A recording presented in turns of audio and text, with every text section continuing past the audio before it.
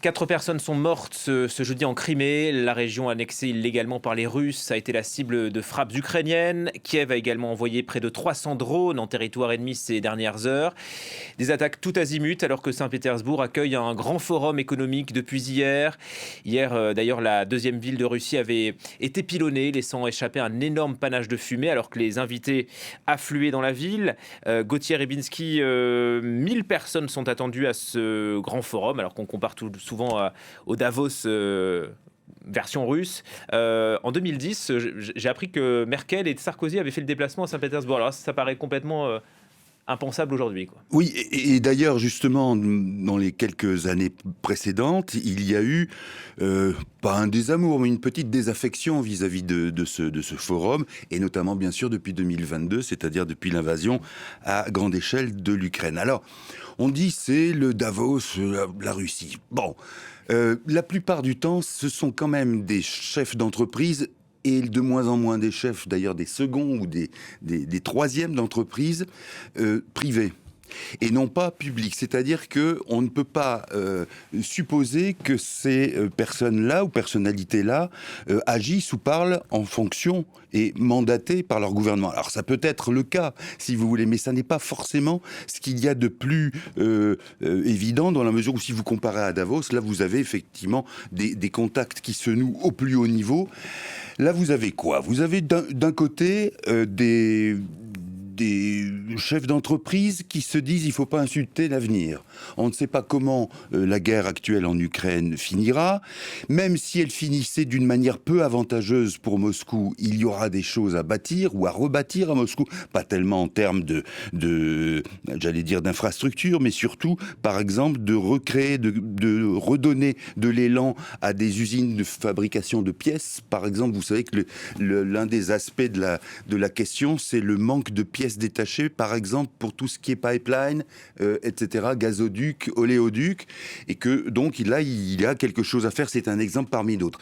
Si par miracle Poutine ou un autre ou un successeur se décidait enfin à faire de la population russe une population normalement traitée, c'est-à-dire correspondre à ses besoins les plus quotidiens ou élémentaires, il y aurait là aussi du travail. Je pense par exemple à tous ceux qui n'ont pas de chauffage, hein, et c'est le cas encore en Sibérie où des gens sont tenus ou sont obligés d'avoir recours au bois et à la cheminée. Bon, voilà, ce sont des choses qui, si vous voulez, entrent dans les calculs d'un certain nombre d'entreprises privées, quand même. Disons... Il y a aussi les gens qui sont idéologiquement placés avec Poutine, là.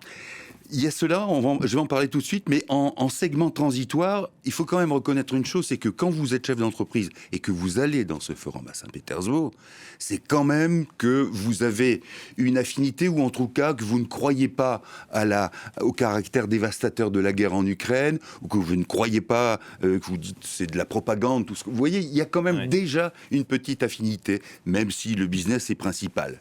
J'en viens au segment dont vous parlez. Là, il y a effectivement quelque chose d'important, dans la mesure où vous avez bien sûr des organisations d'extrême droite qui vont rechercher un financement. Ça avait été le cas du Front National, quand il s'appelait encore le Front National en France, qui avait évidemment cherché auprès de banques russes, parce qu'ils ne trouvaient pas de moyens de financement auprès de banques occidentales, et qui avait trouvé un financement. On a vu par la suite qu'ils avaient été gênés aux entournures à cause de ce financement, mais vous en avez d'autres qui ne seront pas gênés. L'AfD, par exemple, allemande, l'Alliance pour l'Allemagne, est présente à ce forum, avec toutes les ambiguïtés allemandes, c'est-à-dire qu'il y a, y compris chez certains héritiers de l'idéologie nazie, qui se trouvent à l'AfD. Je ne dis pas que l'AfD c'est que de l'idéologie nazie, je dis simplement que certains s'y trouvent. Il y a une forme un peu de, comment dirais-je, de reconnaissance de la culpabilité allemande dans ce qui a été fait aux Russes et aux Slaves. Mais en même temps, pas au-delà d'un certain point, parce que sinon, ça serait se renier. Mais vous voyez bien d'ailleurs que pour un Poutine, il n'y a pas de limite dans ce domaine-là, puisque ce sont bien les autorités russes qui lancent des invitations. Quand on lance une invitation à l'AfD, c'est qu'on sait de quoi il s'agit. Alors, dans le même ordre d'idées, c'est intéressant ce que vous disiez par rapport à la liste, parce qu'on ne l'a pas tout à fait, la liste. C'est-à-dire qu'un certain nombre, on le verra dans le déroulé. Il y a par exemple une délégation américaine qui, elle, ne rencontrera pas Poutine, mais ça n'a rien de politique. Non, et puis alors une délégation, c'est un peu hâtif comme qualification, parce que il y a des mouvements, des représentants de partis ou d'associations un peu éparpillés, un peu finalement, disjoints, ça n'est pas forcément la même chose, mais vous avez, alors, si, il y a la colonne vertébrale idéologique qui est la même. C'est-à-dire, vous avez des complotistes, bien sûr. Vous avez des représentants des masculinistes, estimant que Poutine est quelqu'un qui fait un pied de nez à tout ce qu'ont pu être les avancées et la reconnaissance des droits des femmes. Vous avez dans ce domaine-là quelque chose de très cohérent. Et là, vous l'avez dit, ce sont des gens qui viennent là par choix, qui sont là, certains, pour se montrer. Je ne parle pas de parti politique, c'est là qu'il y a une petite réticence. Qui sont là pour se montrer et qui considèrent au fond que dans l'Occident totalement dépravé, décadent, cédant à la luxure et à la démocratie en quelque sorte, eh bien, Poutine est une référence. Il est une référence. Alors, allez-y. De manière globale, référence de l'Occident chrétien, référence du nationalisme, référence de la pensée impériale et aussi du suprémacisme blanc. Parce qu'il y a aussi des gens de cet acabit-là qui assistent au Forum de Saint-Pétersbourg. Et encore une fois, ça ne lui pose pas de problème à Poutine. Justement, Poutine, il est prévu un discours du président russe à Saint-Pétersbourg demain. Oui. Viendra-t-il ou pas? Est-ce que le président russe se sent vulnérable après ce qui s'est passé hier et cette attaque de drone contre un terminal pétrolier à Saint-Pétersbourg avec ce panache de fumée qui a fait le tour du monde? C'est possible. Rappelez-vous le 9 mai, le jour de la parade, où les Russes fêtent la victoire sur le nazisme. Vous vous souvenez que les engins militaires qui d'habitude défilent sur la place rouge n'ont pas été là. Alors, Poutine avait dit, c'est pour prouver notre volonté d'obtenir la paix, d'accéder, d'arriver à la paix. En réalité, il y avait une crainte qui était justement l'arrivée d'un drone ukrainien qui aurait pu endommager la fine fleur, les fleurons de l'industrie militaire russe, et que donc le risque n'a pas été couru. Est-ce que Poutine se comportera de la sorte demain? Vous savez que c'est un personnage qui a viré à la paranoïa. Bon, mais en même temps, s'il ne vient pas, ça veut dire que c'est un aveu de faiblesse pour lui.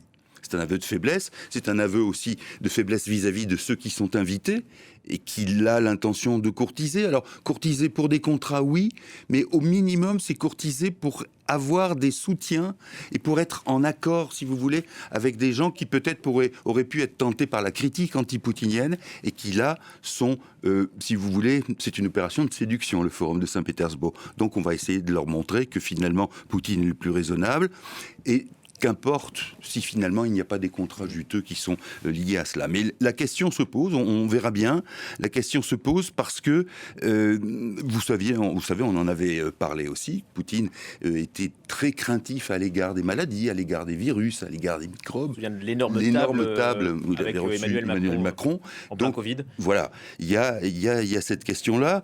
Simplement... il doit savoir, ou on lui dira, que ne pas être là serait non seulement un aveu de faiblesse, mais aussi une façon de montrer qu'il n'est pas, comment dirais-je, qu'il est finalement, comme on le dit parfois, bunkérisé. C'est-à-dire qu'il s'est replié sur lui-même, qu'il n'a pas les bonnes informations, et ça serait encore pire peut-être que l'aveu de faiblesse.